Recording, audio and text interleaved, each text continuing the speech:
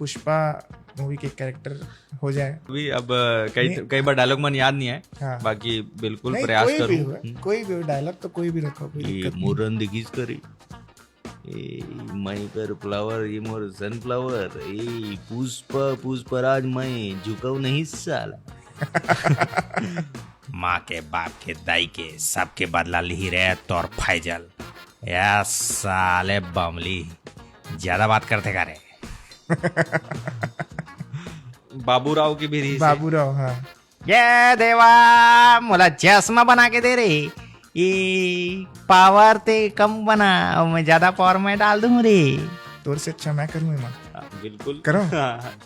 ये हलकट, ये तू पावर कम बना के मत दे बाबा, इसको ठीक से कर। तू चश्मा तो पहले बना, मैं तेरे को बाद में नाप देता ना। देखो हिंदी में अलग आते और छत्तीसगढ़ी में बोल रहे थे हमें कहा। बिल्कुल बिल्कुल। मैं तो एक्टर नहीं हूँ। और बहुत अच्छा करा तो। और पीके के भी करे रहे हुई में हमका तलाकत है, ई ससुरा दूसरा गोले का प्राणी है। ऐसे कुछ रीस है। अब डायलॉग वाला एग्जैक्टली याद नहीं याद। हाँ।